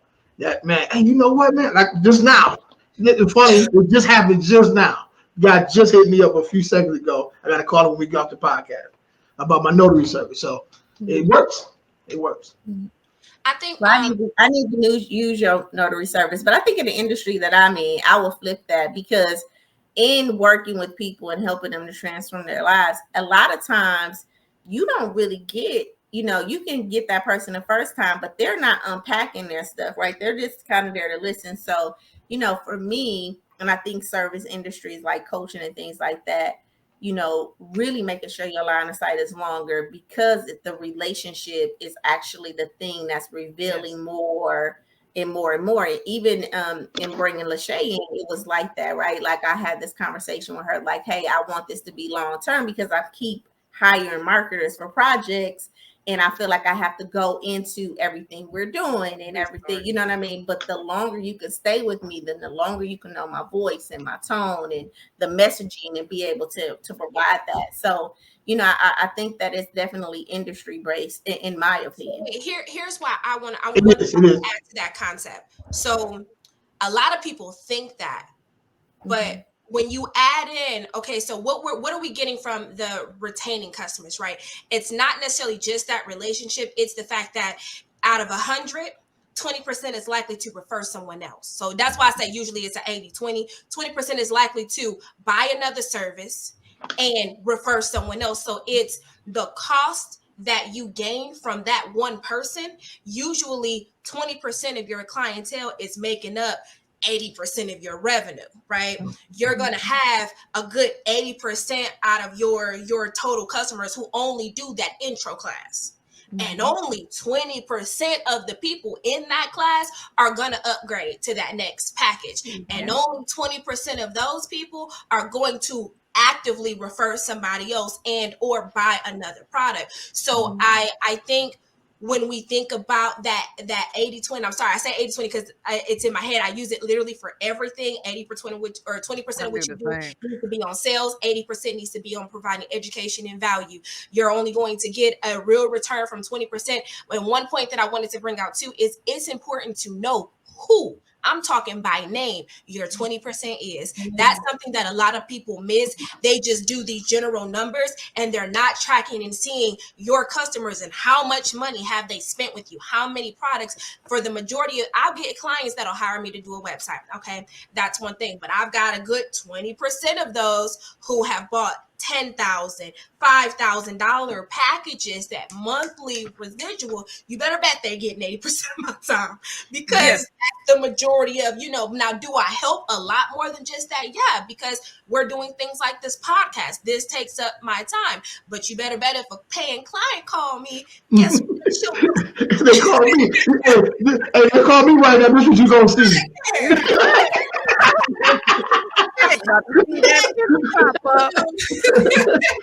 This is why we have multiple people on the podcast. We got right. So it's not to say that you don't provide, your attention to everyone or the amount. It's more so that you provide the amount of attention that's deserved to who deserves it. So an intro person, you're not giving them as much as your person who just paid $10K for you to mentor them. Coming over to the house, okay, what you want to eat for dinner? We're doing we're spending a lot more time together than someone, even though they're both customers and they're both important, and you do want to have a process for them, but you never want know who's to recognize the ones who have made a major investment into you, the ones who have said, I want to be on your team. You want to recognize that. And I was surprised to see how many major companies, multi-million-dollar companies, have no idea. They're spending all this time trying to bring in all these new customers when just that's like I said, Spectrum. I said Spectrum, they want to give all their free stuff to the new clients. Look at me, who the been on your alert. I'm already invested in you. Give a little something back to me. And when you do that, just like the girl who only sent cards, thank you, happy anniversary cards, doubled her income, not by spending $2,000 in a Facebook ad, but by taking $100, going to the store, getting some 2-for-1 cards, writing a personal little message, or get yourself a Cricut, pap a pen in that bad boy and make it look like your hand wrote it and sending it over. For some people, post them on your social media. That's free. Because I work with somebody that does credit repair. So if he has a client that has a really good story, like you said, and has sent the message, thank you, man, post it, and you recognize them. They appreciate you, and you putting it on blast. But yes, it's very minimal. Yeah, I like that. Minimal investment. So just recognize, know your numbers. We talked about that before, but know the numbers for each of your clients. Know who your 20% is, and think about that little something extra that you can do to show them that you appreciate them, because they are vastly more invested. Your clients who sign up for your coaching program are way more invested in you and will be your biggest cheerleaders versus spending all of your time getting the people who just sign up for the class to leave reviews. These people, they've made a huge financial commitment, so they want to tell everybody about how great this is. So you want to know that, recognize that in order for you to get the maximum benefit from that. When you don't know those numbers and you don't recognize that, you miss out on so many opportunities. You can't treat all customers the same. You can't treat your day ones like you just yesterday's. Like you can't, you got to know the difference between those people. And I think that you make a good point. What came up in my spirit was I love that. I swear, I love that too. That's the new segue. So, because listen, when we talk about retention, I think I want to go back to the retention question, because I was really thinking about, so like Jay is in real estate and you sell a house to a person, right? And you're talking about the line of sight for this client. and it is the card because of the referral. When that person now talking to their friend about who should I talk to about getting a house, oh, you know what, you should talk to Jay. Like, and that is retaining your customer too, because that is a referral. So when LaShay said that, it was just like, oh yeah. So sometimes your retention of your clients is helping you in your referrals, and how you're engaging with your client is helping this individual now to bring you 5, 6, 7 other clients because of the relationship and the things that you are doing with them. And that's part of the reason why we have the network too, right? Somebody called me, hey, you know anybody who does whatever it is that what you guys do? Hey, I know somebody, and give you your information right quick. And hopefully you guys do it vice versa. That's how we grow each other, man. You know what I'm saying? So, I don't do what you guys do. You know, I don't know the beginning of it, right? That's so true. I don't do what you do. Yeah. Looking at retention, and I guess what I think y'all hear what I'm saying, but I have to say it again. Looking at retention that's in that relationship, like she said, sending that card out and keeping that relationship because of the referral that person can possibly do. Because they may not buy another house from you, you know, because they've been there for 30 years, but they may refer 10 people who are looking to buy houses. That's a part of the calculation. Like, you want to know what your referrals are and what you made off of those referrals, because all clients are not created equal. I would rather have one client who refers 10 high paying clients, even though this person may have only spent $10 with me. That's fine. But that's not the same as someone who bought, never thought about me again, never opened up another email, never anything. The referral business, that is a massively untouched part of customer retention and customer service. And a lot of times it's just simply asking. You don't know how your customer is potentially connected. You don't know if, okay, you gave a cake to this one person for her wedding, but you didn't know she was a wedding planner. And maybe she, after getting married, she took some time off. Now she's back in the business, but she's got all kind of people bombarding her with different, samples and all in her face. But all it takes is for you to reach out to her and say, hey, how did you enjoy service? Please, leave me a survey. Great. I'm glad you enjoyed it. Do you know anyone else who may be getting married soon? I'd love to be able to help them.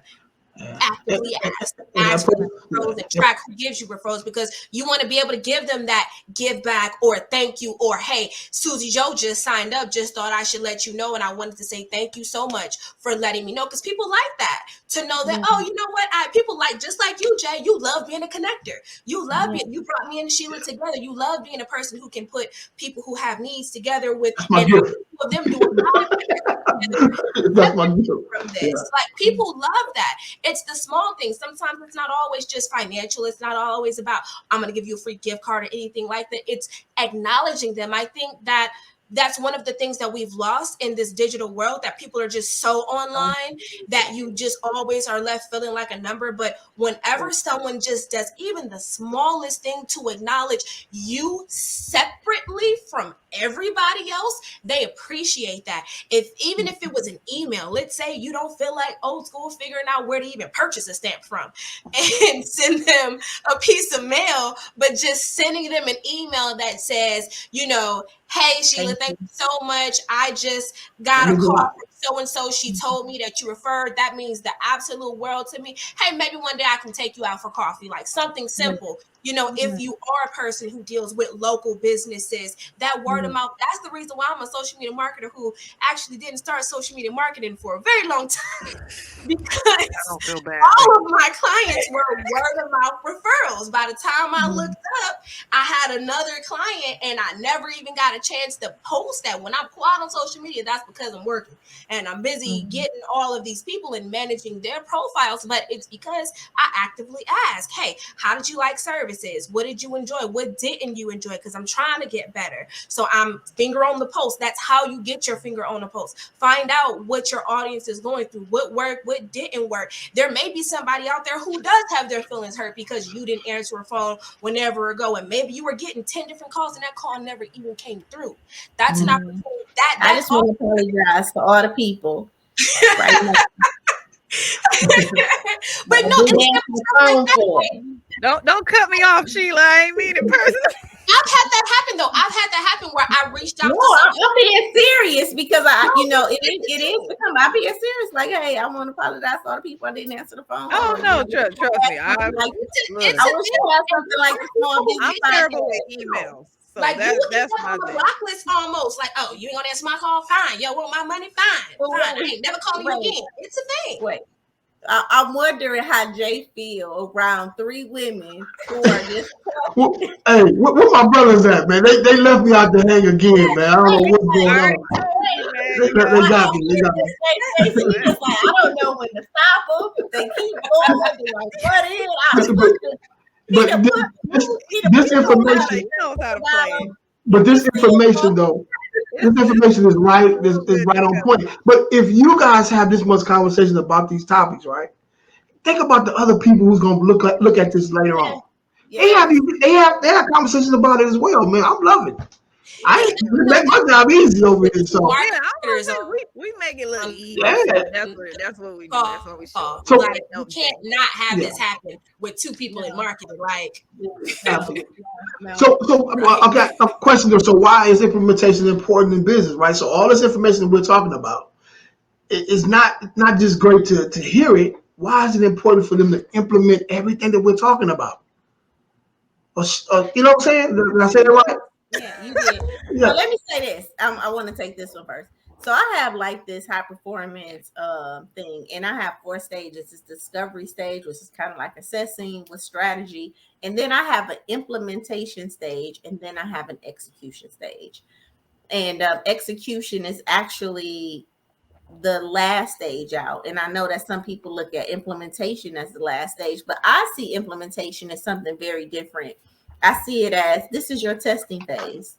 This is this kind of like the phase where you're seeing how is my audience responding? You know, what do I need to tweak? What is kind of broken in the system? You know, is the emails working? Is the page working, right? And so it's my data stage. It's where I'm collecting data from the strategy that I said I was going to do. I'm testing it out to see what do I need to tweak before I actually execute. And so I feel like implementation is so critical in business because done is better than perfect. Amen. And so putting it out there. Don't hear anything else today. Yeah, just putting it out there is better than perfect. Yeah, so you can just. LaShay said she does social media, Mark. She wasn't doing it in the beginning. It's okay. Yeah. And then Sheila might have missed some phone calls, but she's killing it now. It's okay. It's okay. Right, and I ain't let it stop me. No. You know? Yeah. So and listen, implementation. I started that business. I stopped and I implemented that business. And I learned so much though about business, which is why I started a doctoral program in business psychology. I don't know why I thought it was gonna be more around business management. I actually learned more about the psychology of business and things like that.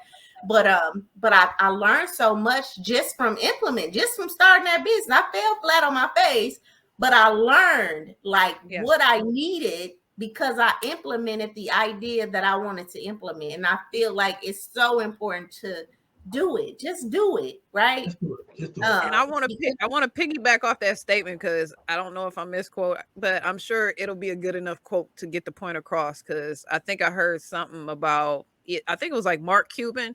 He won't invest in a company with somebody that hasn't failed a couple times. It's because you learn if you're the right combination of person that doesn't take failure as a loss, you take it as a lesson and you fail and then you get back up and try again. That shows that integrity, that fortitude that you are committed. So it's the failures that define us, but you never know if you're gonna fail if you never implement it because you can't say, "Oh, this ain't gonna work. I ain't gonna do it." Well, you miss all the shots you don't take. You miss 100% of the shots you don't take. You know, and they talked about some. I think it was Babe Ruth or somebody who was like the highest hitter for baseball, but he also had the highest amount of strikeouts, or so you got to take the shot to even learn. And to me, so in my discovery, strategy, implementation, execution. Implementation is that testing phase. Let me just put myself out here and see, what happens and see what kind of feedback I get. And then I can tweak along the way. And I think it's so important for us as entrepreneurs to know it's always room for improvement. Even when you improve and you are a high performer, you still need to do stuff to stay a high performer. Yes. So continuous improvement. So I'm gonna rattle off about 3 of these real quick here, because we got a few more minutes here. So the first one is find ways to bring in more revenue in your business, guys. It's important. Find ways to do that. All right. Don't overthink. Think it in business, right? That can be a problem for some people. They can overthink it. Right. Analysis paralysis. Yeah. Analysis paralysis. Raise your prices, margins, guys. Yesterday's price is not today's price. Yesterday's price is not today's price.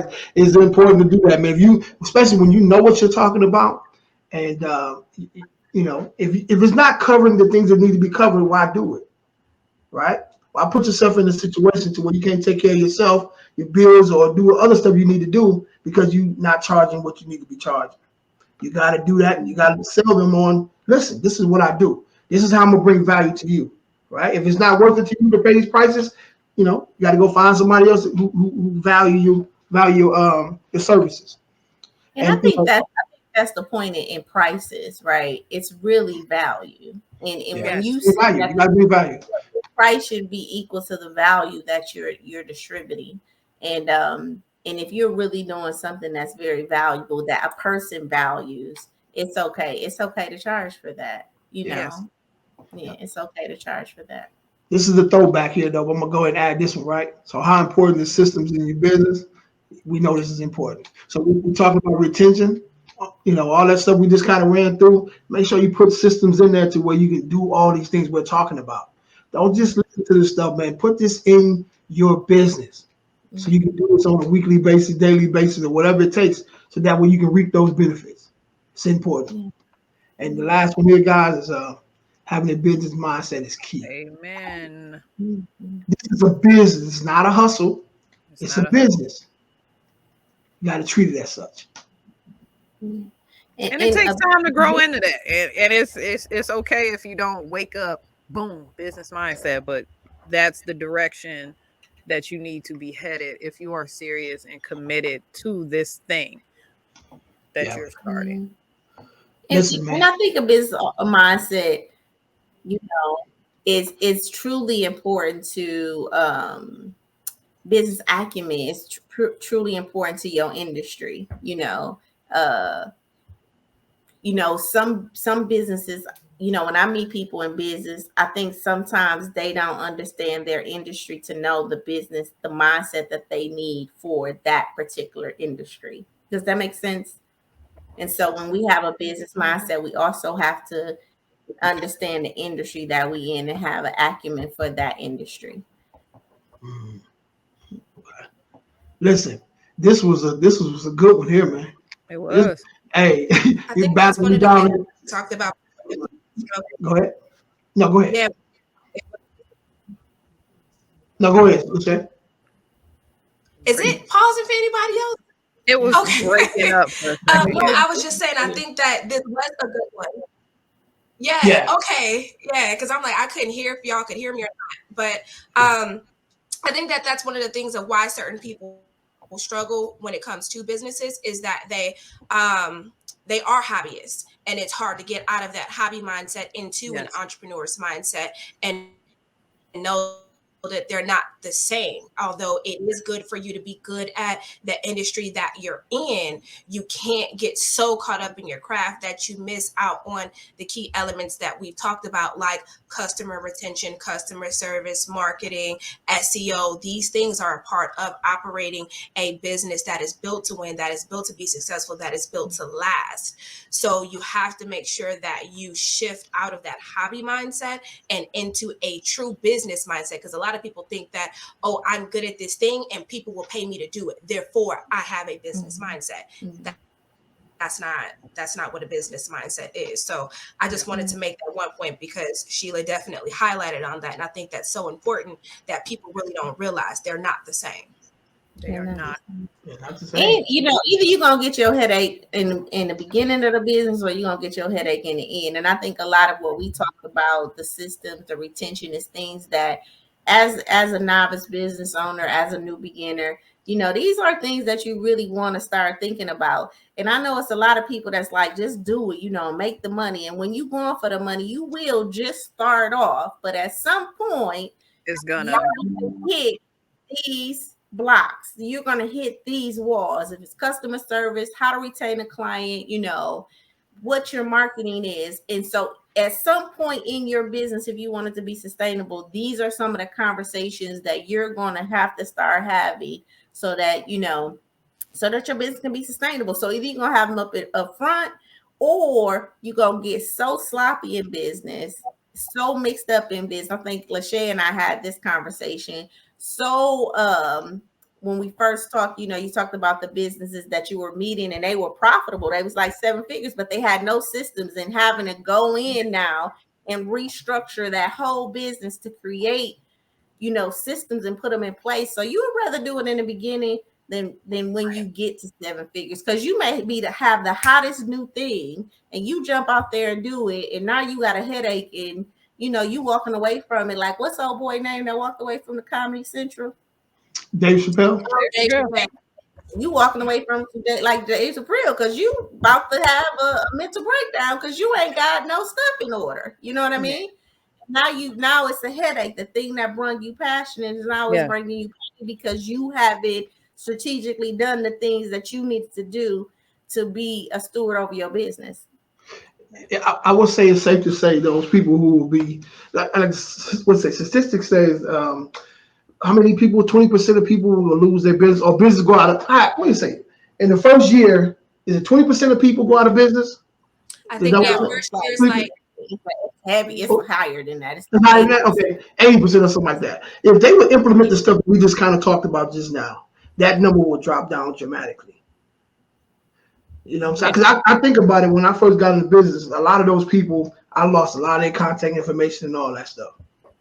If I would have saved it and be able to go back over that too, oh man. And that's why I like specializing and working with people that are right there at that gate, because it's like, okay, you're making a transition. Okay, you want to take your side hustle to an entrepreneur. That's when you give them a peek behind the curtain. Or you want all this smoke? It's real smoky over here. And just because I told you that, Jay, where it's like, because nobody's telling them, they see somebody and, oh, they got it. I can do that. I'm as smart as them. I'm as capable as them, but they may not understand the intricacies. And it's not about being intelligent or knowledgeable. It's about knowing yourself, of course, because you have to know what you're capable of and what's in your range. And that's why I really like working with people right at that point, because you go over those and they be like, I just want to bake cakes. And so business ain't for you, boo-boo. Keep it as a side hustle. I can help you make that side hustle consistent, and you ain't got to worry about it. But business ain't for you. If you listen to this podcast and you terrified, you might want to put it on the back burner for another 6 months while you work on your mindset. Man, big facts. Well, I just say competence over confidence. To me, that is a great thing. If you're competent at something, stop waiting till you're confident enough to go out and do it. Allow your competency to allow you to flow. Because once you start to talking, like, your words, your energy gonna speak for you, and people are gonna feel like what you're talking about. Are you able to solve the problem that I have, right? And so allow your competency to override your confidence, because all of us ain't confident. Like I say, when I get on the podcast, I'm not confident to talk, but I know I'm competent in what I'm talking about.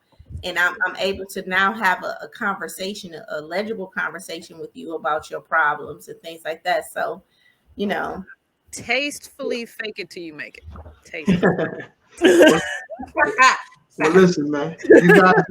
You guys just received $1 million worth of game. for free 99, man. Take it, take it and run with it, man. Hey, man, I really appreciate you guys. Another jump shot made, man. You know what I'm saying? So we hit everyone. You guys hit everyone tonight. So I really appreciate you guys, man. If anything I can do, let me know. Tell them how to reach you guys before we get off. Meet me at I Am Shaping Solutions on all the social media handles. And you guys can reach me at Cherished Investments on all major platforms, or you can reach me directly at my website, which is cherished-investments.com. I got to give her praise real quick because your social media page is dope. That's all. Because I went after you went, I was like, man, this is fire. Like, man, that is definitely gold right there, man. So I'm all about promoting everybody. What did she say? Because it broke up. Thank you. Her IG page, and her IG page is thebomb.com. Oh. Yeah. Okay. That's the main one I went to. I was extremely impressed. But I'm Danielle MacArthur, DCD. So you can find me at DCDR Solutions. Like I said, tastefully slide in the DMs. I love that. Tastefully slide. Tastefully. Also, guys, go ahead and jump on that Patreon, man. We have a couple of different levels you can get on. We have the first meetup in the next month. So it's at a secret location. So you guys want to come, it's going to be some people. Yes. It's not for everybody. You know what I'm saying? It's for the Patreon members, man. I'm going to get you guys on here for free as well. So, hey, let's go kill it, man. We got the rest of the week, man. Go hit it in the mouth. You know what I'm saying? Hey, I appreciate you guys again. And we'll see everybody next week, man. Salute to you guys. Bye. How did you know that? Salute. Danielle. Peace.